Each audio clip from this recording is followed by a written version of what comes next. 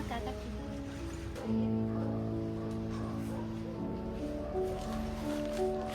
Anak ko, hindi ka ba nagsasawa sa pagbabasa ng mga sinusulat ni Crisostomo Ibarra? Hindi po, Ama. Pwede ako mamuhay. Araw-araw na ito lang ang aking binabasa. Ang mga sulat niya sa akin ay parang tinapay na binubusog ang aking puso't kaluluwa. Kailan kaya siya muling babalik? Anak, huwag ka sana mabibigla sa isasabi ko sa'yo. Ano po yun, Ama? Si Ibarra ay babalik na sa susunod na linggo. Talaga po, Ama? Napakasaya ko! Kurutin niyo po ako, Ama. Sampal-sampalin niyo, namumulat ako na hindi lang ito isang matamis na panaginip. Hindi ka na naginip, anak. Hindi ka na naginip. Talaga sobrang saya ko, Ama. Tila mas masaya pa ako sa ibong mumuni kada umaga. Kailan kaya siya muling babalik? Sa susunod na linggo, anak, maghahanda po ako ng salo-salo para sa pagdadating ni Crisostomo Ibarra. Maraming salamat, Ama. Talaga napakasaya ko. Huwag ka nang malungkot, anak. Hindi po ako nalulungkot, Ama. Talagang masaya lang po ako. Nakaya ko po magantay sa kanya ng 7 taon. Paano na lang kaya ang 7 araw lamang?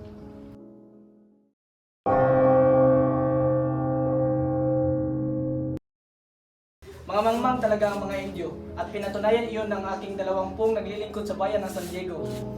Mga wala silang modo't nakakabwisit. Makasalanan sila, hindi man lang nila alam mangumpisal. Padre Damaso, tayo ay nasa bahay ng isang Indio. Paano naman? Totoo naman talaga na mga mangmang sila. Magandang araw sa iyong dalawa. Masaya akong ipakilala sa iyo ang anak ng nasawi kong kaibigan. Siya pala si Crisostomo Ibarra. Magandang araw din sa inyong dalawa. Magandang araw din sa inyo. Padre Damaso, isang matalik ng kaibigan ng aking ama. Isang matalik ng kaibigan ng aking ama. Hindi ako bingi. Narinig ko ang iyong mga sinasabi, pero nagkakamali ka. Hindi ko naging kaibigan ng iyong ama. Paumanin po. Ikaw ba ang anak ni Don Rafael Ibarra? Hindi po kayo nakakamali. Maligayang pagbabalik galing sa Europe. Kilala ko yung ama. Tama na muna ang iyong pag-uusap dahil nakahanda na ang iyong inumin.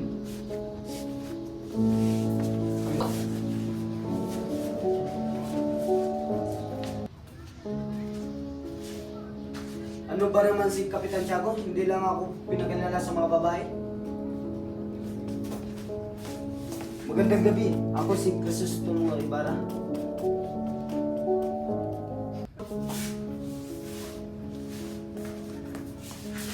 Ay ano ba? Ganyan ba ang tamang trato ng isang mistisa? Bulag ka ba? Hindi naman ako bulag. Sadyang mas malinaw pa nga aking mata. Pinagmamasdan ko lang yung kulot ng buhok. Alam ko maganda ako. Pero hindi ibig sabihin na pwede mo nang binagan ang mamahaling kong saya. Ibarra, kailan ka ba pupunta sa Europa? 7 taon pong nakaraan. Nakalimutan mo na siguro ang tungkol sa ating bansa. Sa totoo lang, lagi kong inisip ang Pilipinas. Ako yata ang nakalimutan ng bansang ito. Ano naman ang pinakamagandang lugar na nabisita mo? Pinag-aralan ko ang bawat bansa at nalaman ko may kaparehong tema ng kabuhayan. Iyan lamang ang iyong nalalaman. Sinasayang mo lang ang iyong pera sa mga walang kwentang lugar. Kung itatanong yan sa mga batay, siguradong alam din nila yan. Mauna muna ako. Kakarating ko lang kanina at may mga bagay pa akong aasikasuhin. Hindi ako papayag. Malapit nang dumating si Maria Clara. Nakita niyo ba yun? Nakita niyo? Ganyang kabastusan ang mapag-aaralan niyo kung pupunta din kayo sa Europa. Kung hawak ko ang gobyerno, ipagbabawal kong pumunta doon.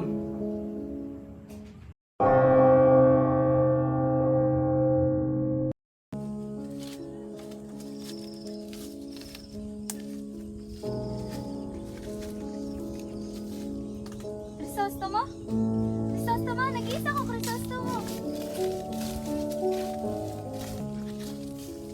Hindi mo ba kaya ako nakalimutan sa dinabudami ng mga babae na kalala sa iyo? Kalimutan ba kita? Wala akong kapangyarihan para hindi ka kalimutan. Lagi din kitang iniisip. Kahit na anong pilit ko alisin ka sa aking isipan, ay hindi ko magawa. Naalala mo nung nag-away tayo? Nagalit ka na tumawa lamang ako nung hinatid mo ako sa amin. Naglagay ako ng dahon ng corona sa iyong ulo. Natuwa ka na, natupasalamat sa akin.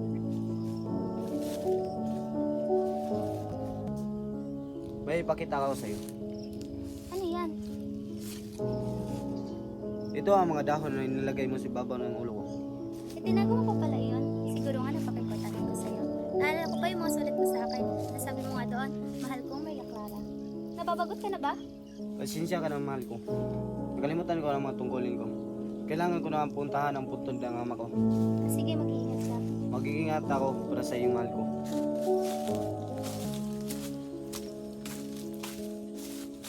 Pitong taon na kami hindi nagkikita. Ang aming pag-uusap, hindi man lang niya pinatagal ng 7 minuto lang.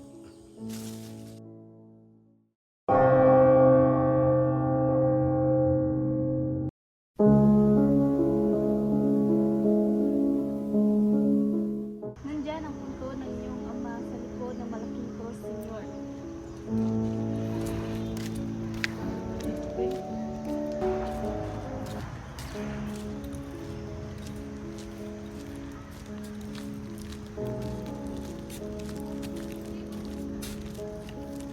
Naalala ko dito pero masira ang lupa.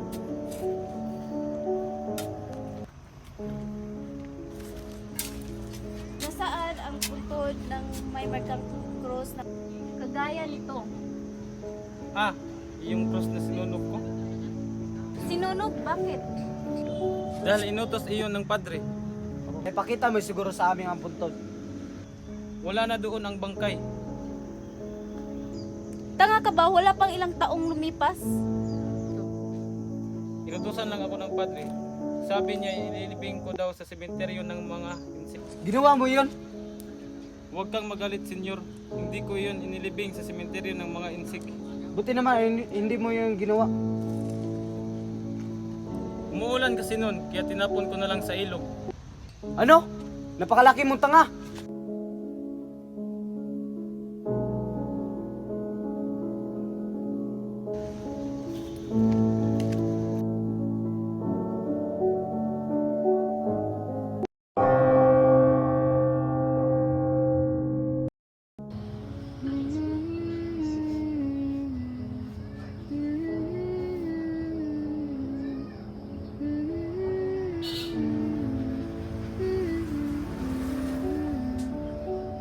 Ang kainin dapat ng anak ko ay kinain ng asawa ko.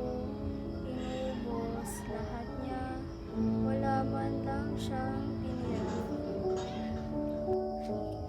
Inay! Inay! Ang anak ko! Ang anak ko! Nay, huwag ka mag-alala. Si Crispin ay nasa simbahan lang. Anong ginagawa niya doon? Ano nangyari sa iyo? Nadapa ka ba? Binaril po ako ng gwardya kanina. Buti na lang ligtas ka. Anong ginagawa ni Crispin doon sa simbahan? Pinagbintangan po siyang nagnakaw ng 2 unsa. Nagnakaw? Mabait si Crispin. Hindi porke mahirap tayo ay tayo na ang kanilang pagbibintangan. Inay, paano kaya kung kausapin natin ang anak ni Don Rafael Ibarra para matulungan tayo? Inay, ayoko na maging sakristan. Magiging pastol na lang ako ng Bakat Kalabaw. Kapag malaki na ako, hihiling ako kay Ibarra ng lupa. Pag-aaralin din natin si Crispin sa Maynila. Aahon din tayo sa hirap, Inay. Oo anak.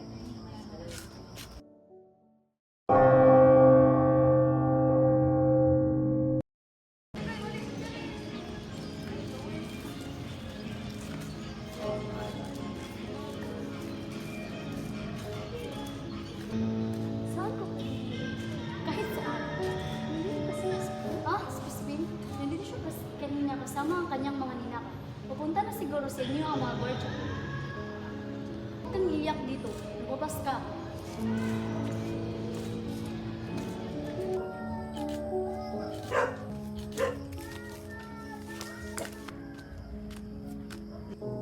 Sabihin mo ang totoo at kung hindi itatali ka namin sa puno at papatayin.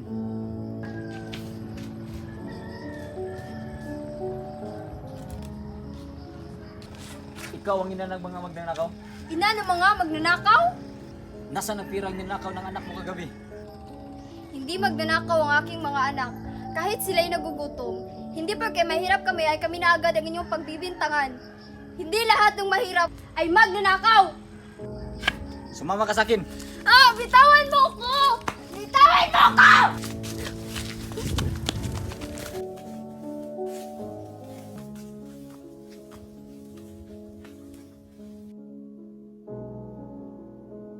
Crispin! Basilio! Nasaan kayo? Crispin! Basilio! Nasaan kayo? Ito! Ito yung damit ni Basilio! Hindi! Hindi maaari! Hindi! Hindi pwede, Basilio!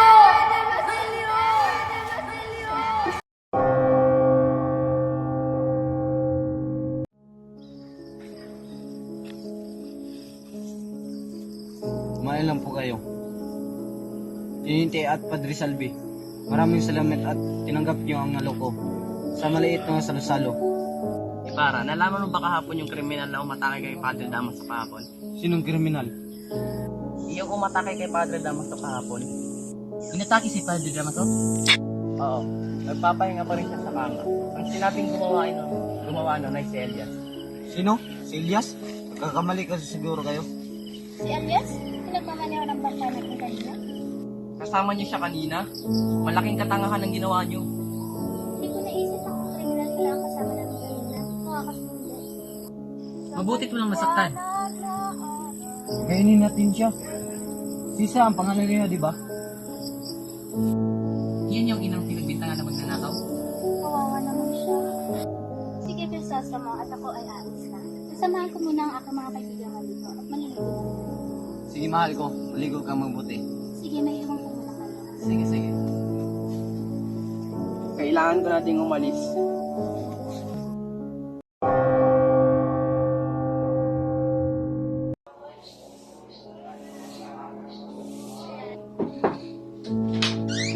Naririyan ba si Ibarra?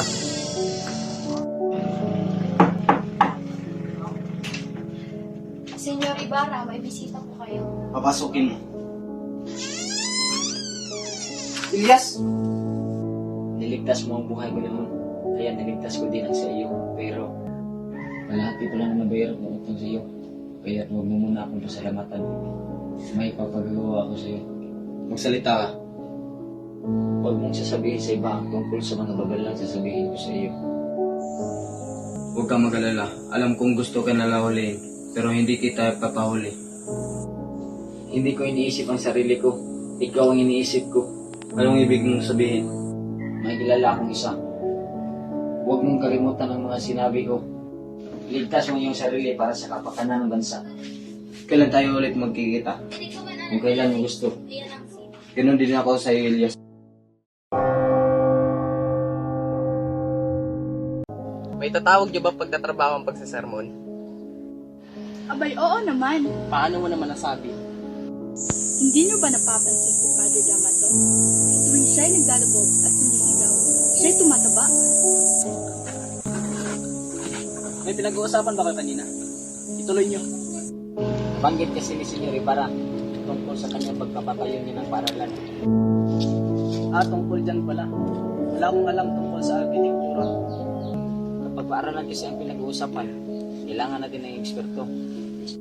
Eksperto? Wala talagang mas tatanga pa sa mga Indio.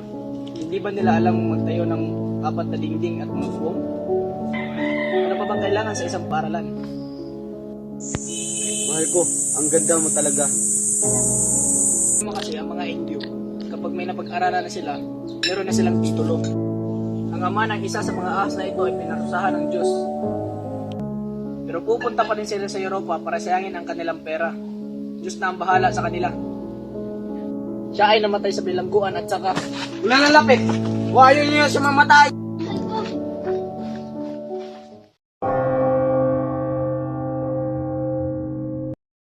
Para magkaroon ng magkapepaan, iorong ko ang aming kasal. Hindi, wag! Wag niyo gawin sa akin to. Mahal na mahal ko si Crisostomo. Hindi na babago ang kanilang pasya. Huwag kang mag-alala, ikakasal ka pa rin. Crisostomo! Crisostomo! Crisostomo! Gusto kong pakasalan mo ang pamangkin ng aking bayaw, si Alfonso Linares. Padre Damaso, Bakit? Nag-aarte ka? Napakaswerte mo na dahil pumayag ang pamangkin kong pakasalan ng isang babae hindi man lang nahigitan ng aking ganda. Doña Victorina, Ikaw, Huwag mong tatanggihan si Linares kung ayaw mong karoon ng gulo. Maria Clara, iha. Siya ang gusto kong pakasalan mo. Tumahimik kayo lahat! Anong karapatan niyong diktahan ng aking puso? Ang puso ko'y nilikha para kay Crisostomo lang. Walang iba, si Crisostomo lang. Sinisigawan mo ba kami? Oo, dahil mga asar kayo. Dahil hindi niyo pinapalagan ang puso ko. Napakabastos mong babae ka! Iha, makinig ka sa akin. Si Linares ang gusto kong pakasalan mo. Anong karapatan niyong papiliin ako? May karapatan ako dahil ako ang iyong tunay na ama.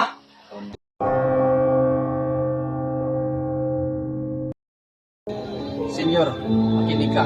Itatago mo na kita sa bahay ng kaibigan ko sa Mandaluyong Para mamuhay kasama ang mga estranghero. para mamuhay ka ng mapayapa. May kaibigan ka sa Espanya. Elias, naghihirap ka dahil sa aking pamilya. At 2 beses mo ako liligtas sa buhay ko. Malaki ang utang kong loob sa iyo.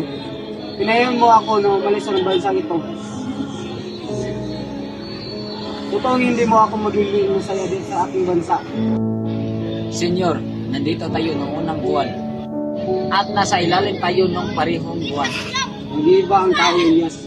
Bulag ako noon, pero ngayon alam ko na ang katotohanan. Senyor Ibarra, pumiga ka. Ilitihin ko sila at habulin nila ako. Hindi, dito ka lang. Makikita tayo sa punto ng lolo mo sa bispiras ng Pasko. Ayun siya, baril mo siya. Elias!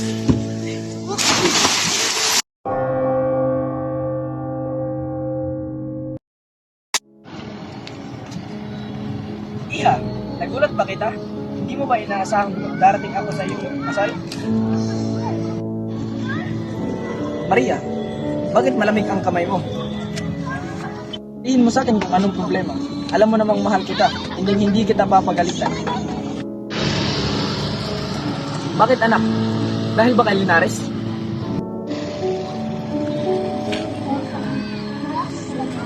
Anak, Kung mahal mo ko, protektahan mo ang aking ama. Pilitin mo siyang iurong ang kasal namin ni Nares. Basta't buhay siya, kaya kong magdusa at magpira. Basta't may naririnig ako tungkol sa kanya. Pero ngayon, patay na siya. Wala na akong dahilan para mamuhay. Kung buhay siya, papakasalin ko si Inares. Pero ngayong patay na siya, magmamadri na lang ako. Kaya ako ay magpapakamatay.